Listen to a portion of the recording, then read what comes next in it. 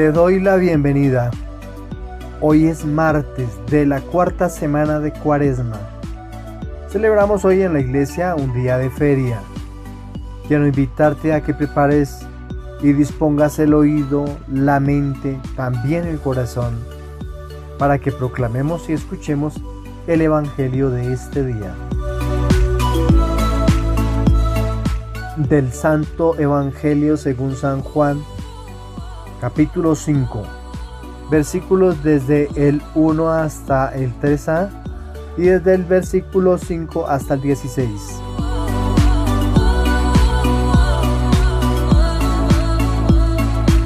Se celebraba una fiesta de los judíos y Jesús subió a Jerusalén. Hay en Jerusalén, junto a la puerta de las ovejas, una piscina que llaman en hebreo Betesda. Esta tiene 5 portales, y allí estaban echados muchos enfermos, ciegos, cojos, paralíticos. Estaba también allí un hombre que llevaba 38 años enfermo. Jesús, al verlo echado y sabiendo que ya llevaba mucho tiempo, le dice: ¿Quieres quedar sano? El enfermo le contestó: Señor, no tengo a nadie que me meta en la piscina cuando se remueve el agua. Para cuando llego yo, otro se me ha adelantado. Jesús le dice: levántate, toma tu camilla y echa a andar. Y al momento el hombre quedó sano, tomó su camilla y echó a andar. Aquel día era sábado.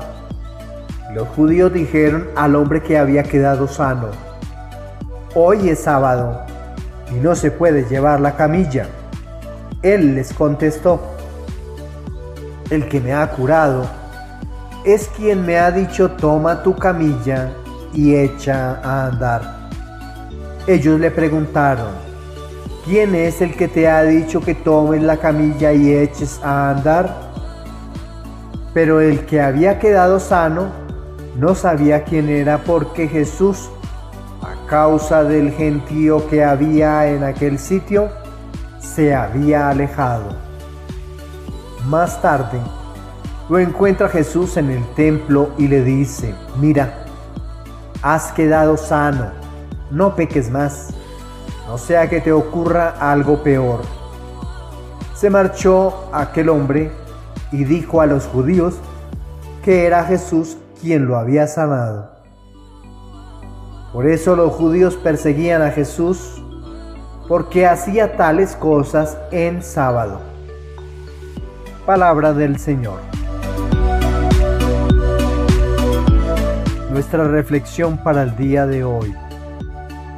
Te hago la invitación, como siempre, a ir a hacer lectura de los textos que corresponden a la lectura de la liturgia de este día antes de atender a nuestra reflexión, para que podamos comprender mejor lo que aquí se dice.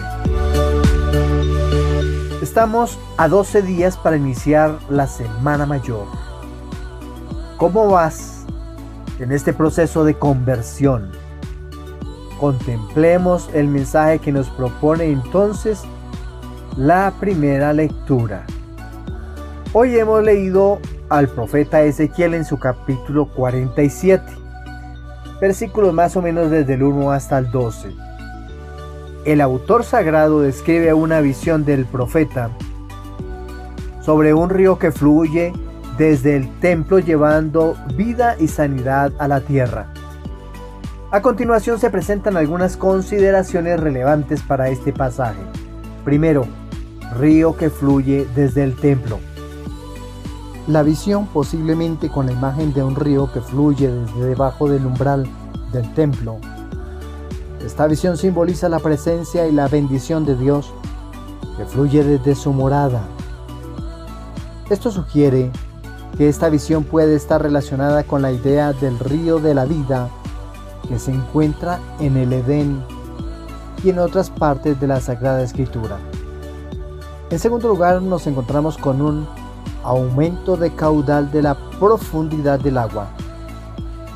El pasaje describe cómo el hombre que lleva la medición atraviesa el río y la profundidad del agua aumenta gradualmente.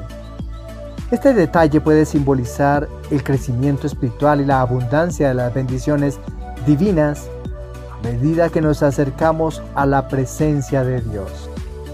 Tercero, árboles a lo largo del río. En la visión se mencionan árboles frutales que crecen a lo largo del río. Es posible que estos árboles que dan fruto cada mes puedan representar la provisión constante y abundante de Dios para su pueblo. La fruta mensual también sugiere una provisión continua y variada. En cuarto lugar tenemos las hojas para la medicina. La mención de las hojas de los árboles que sirven para la medicina destaca la idea de curación y restauración. Sugiere en este relato que este simbolismo puede representar la obra sanadora y restauradora que proviene de Dios en la vida de su pueblo, tanto física como espiritualmente. Y por último, la curación del mar salado. El pasaje también habla de cómo el río fluye hacia el mar salado, sanándolo y convirtiéndolo en agua dulce. Esto puede ser interpretado como un símbolo de la capacidad transformadora de Dios para cambiar situaciones aparentemente estériles y desoladas, trayendo la vida y renovación. Pues sí, todo el pensamiento del autor sagrado no habla más que de otro río que del río Jordán. Un río que nace por allá de los montes de Ule y viene a darle fertilidad a la tierra para muchos de los árboles de toda la zona de Israel. Un río que desciende hasta el Mar Muerto, y por supuesto que su esperanza y su pensamiento y su deseo es que ese mar salado, el Mar Muerto, recobre vida al recibir las aguas dulces de este río fértil, que es lo único que le da vida a todo Israel. Continuamos. Hagamos un poco de teología interpretativa a este relato del profeta Ezequiel. Del lugar de donde habita Dios, el templo, y del altar de los holocaustos, mana la fuente de agua viva hacia oriente. El agua corría por la pared lateral del templo que da hacia el sur. Allí está la famosa fuente de Gijón, llamada hoy de la Virgen. El agua nunca se agota, cada vez sube más, porque surge del Creador y se dirige hacia el Mar Muerto para devolverle la vida. En medio de una región árida y con un recurso hídrico como el río Jordán, no hay más utopía que creer que este río le devolverá la gracia de Dios, la vida, a este inmenso Mar Muerto. Porque si el Creador es capaz de crear y dar vida, logrará devolver la paz, alegría y la esperanza a todo aquello que ya la perdió. Debemos recordar lo importante que es el agua para la nación de Israel, y es de gran importancia para ellos cualquier río, pero con mayor razón el río Jordán, su río. La visión de las aguas es la fuente que necesitan para darle vida a todos los habitantes de la tierra de Israel. La tradición hebrea habla de un manantial de agua llamado Etam, que posiblemente se origina en la zona de la tribu de Dan al norte, más al sur del área en donde nace el río Jordán, posiblemente muy cerca del lugar conocido como Kiria Shemoná o del valle Ulata o Julén, zona pantanosa que se utilizó para canalizarla y es llevada hacia el templo de Jerusalén, conducidas por tuberías a los patios del templo para los usos necesarios en el ministerio de los sacerdotes. Esta visión de Ezequiel, poniendo la fuente desde el templo de Jerusalén, es una idea de la corriente de vida espiritual con todas las bendiciones que llevan al reino de Dios. En resumen, se destaca la visión de un río que fluye desde el templo, llevando bendición, crecimiento espiritual, abundancia y curación a la tierra. Este pasaje se interpreta comúnmente como una visión simbólica de la restauración y la renovación que Dios promete a su pueblo. Le respondemos al Señor según la propuesta en esta primera lectura con el Salmo 45. El Salmo 45 expresa una acción de gracias a Dios que los ha liberado de algún enemigo y Él se convierte en refugio en algunos en tiempos de angustia. El río de Dios alegra su ciudad, más aún en una ciudad en donde la aridez la cobija. El río sostiene la vida de la nación, de toda la tierra. Dios que vive en el templo es el río que alimenta. El Señor será exaltado entre las naciones en el milenio cuando terminen las guerras. Este salmo es un poema poderoso que resalta la confianza y seguridad en Dios, incluso en medio de circunstancias tumultuosas y caóticas. Comentemos algo del Salmo 45.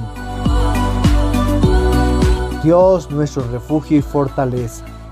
El Salmo comienza afirmando con fuerza que Dios es nuestro refugio y fortaleza, una ayuda siempre presente en tiempos de problemas. La repetición de esta idea subraya la firmeza y la constancia de la protección divina, incluso cuando el entorno se ve amenazador. Las imágenes poderosas. Las imágenes evocadas en este salmo, como la ciudad de Dios, el río que alegra la ciudad y la presencia divina en medio de la destrucción, pintan un cuadro vibrante de la seguridad y la paz que provienen de confiar en Dios. Estas imágenes ofrecen consuelo y esperanza a aquellos que pueden sentirse abrumados por el caos y la inestabilidad. Otro tema más, la naturaleza transformadora de Dios. El Salmo destaca la intervención divina en medio de la destrucción y el cambio. Aunque la tierra tiemble y los montes se desplacen, la presencia de Dios trae estabilidad y seguridad. Este tema refleja la capacidad transformadora de Dios para cambiar las circunstancias y traer paz, incluso en medio del caos.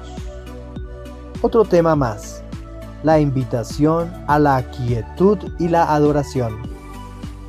En los versículos 8 y 10, el Salmo invita a estar quietos y reconocer a Dios como supremo. Esta pausa en medio de la agitación resalta la importancia de la confianza tranquila en Dios y también sugiere la necesidad de una adoración reflexiva en momentos de desafío. Otro tema, aplicación a la vida personal.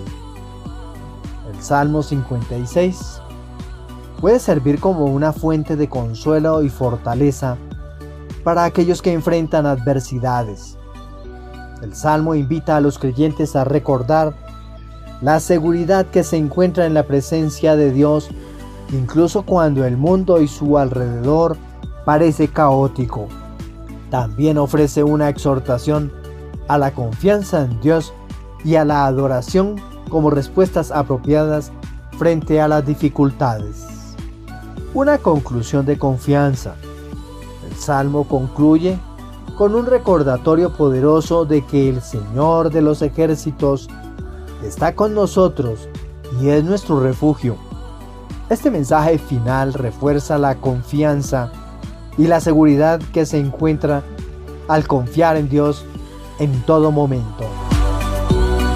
En este salmo resaltan la firmeza y la seguridad que se encuentra en la presencia de Dios.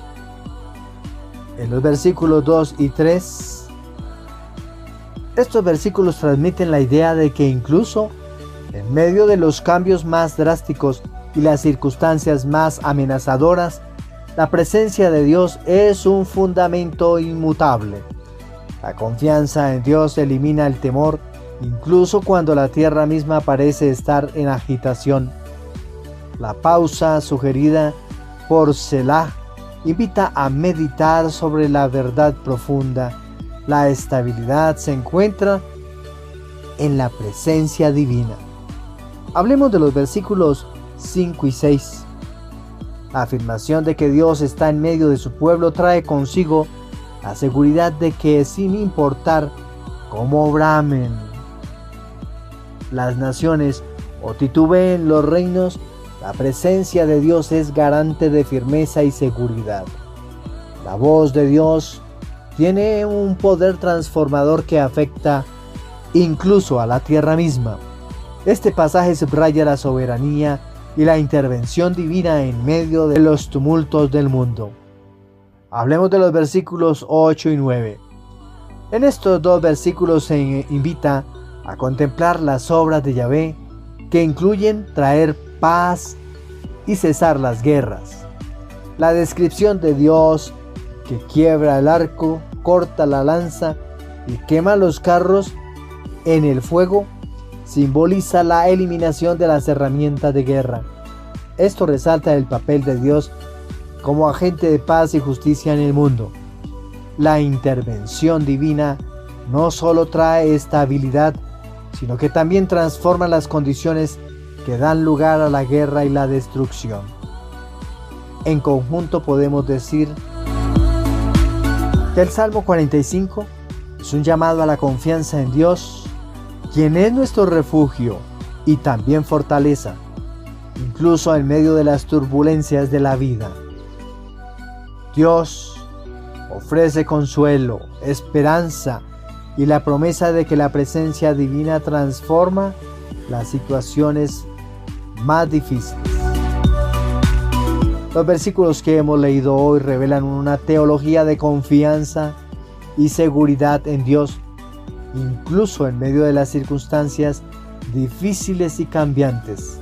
La presencia divina es el fundamento sólido que elimina el temor y brinda estabilidad, y la acción de gracias en el mundo trae paz y transformación. La propuesta del Evangelio.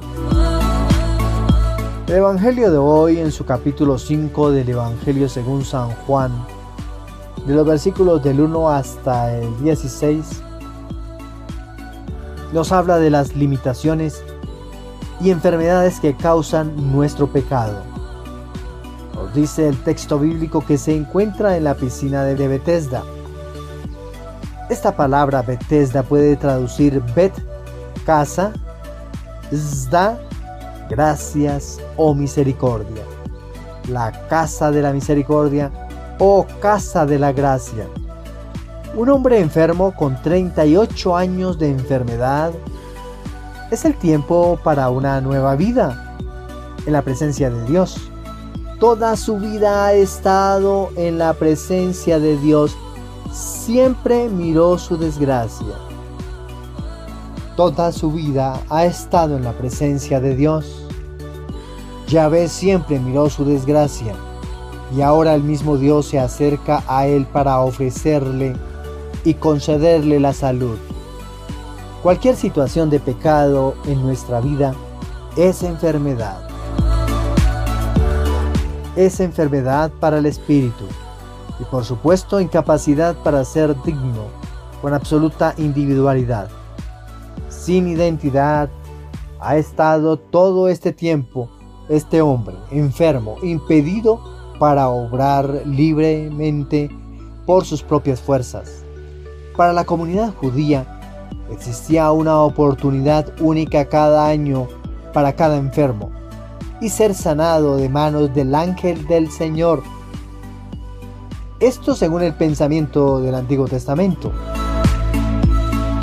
Pero Jesús sana sin limitación alguna.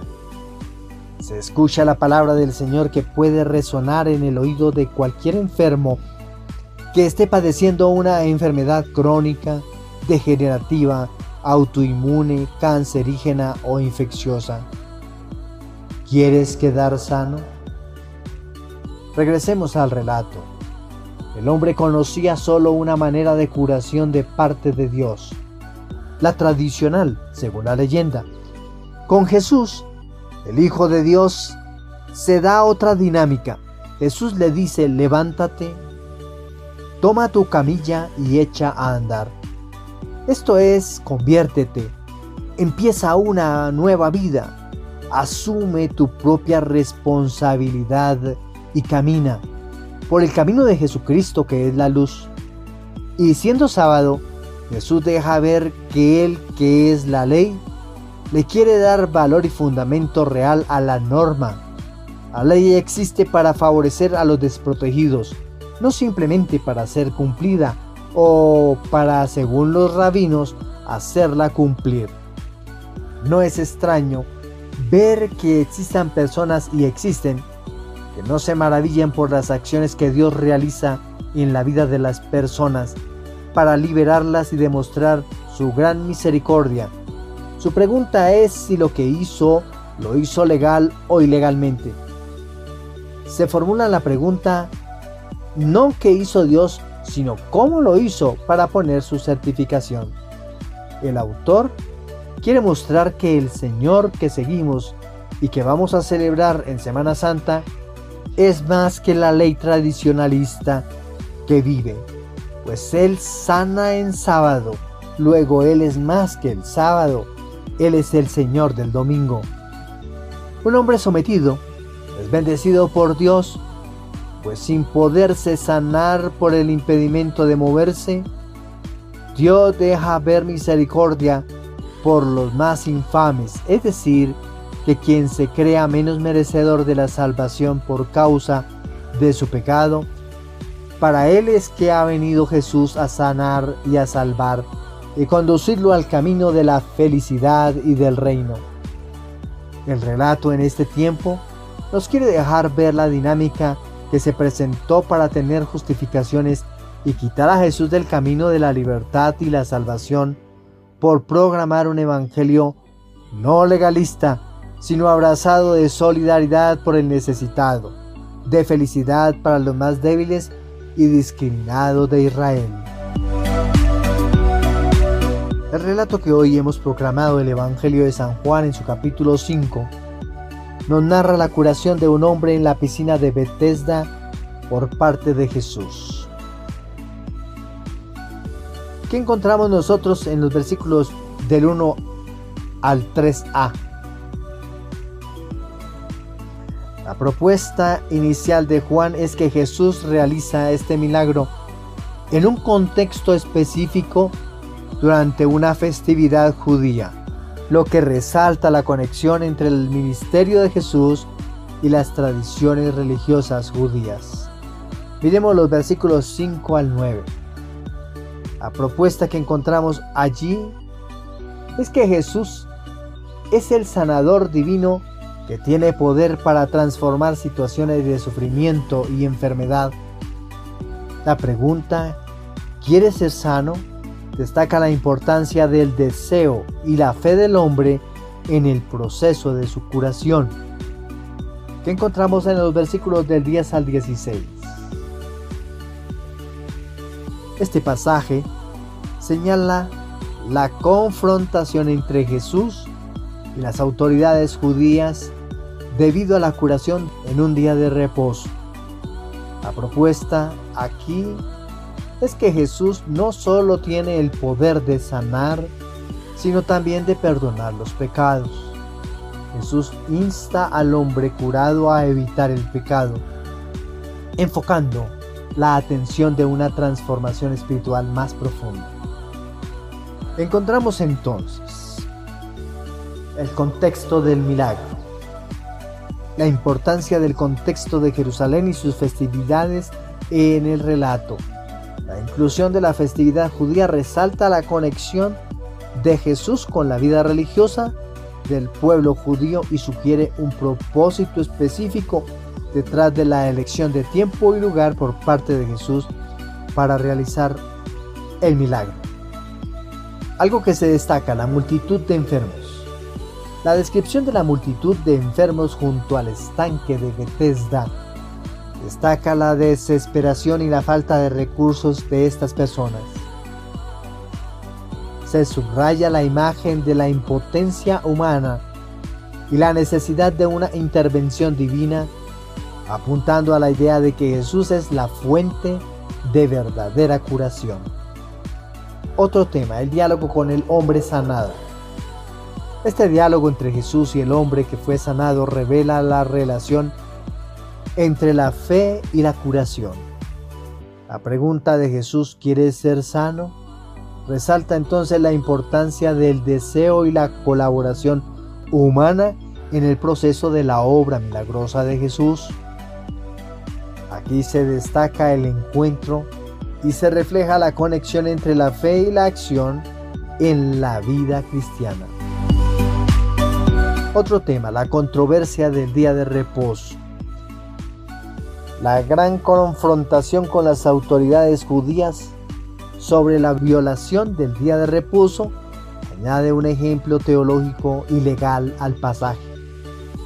Aquí se explora cómo este episodio contribuye a la creciente hostilidad entre Jesús y las autoridades religiosas, así como a la revelación de la autoridad divina de Jesús.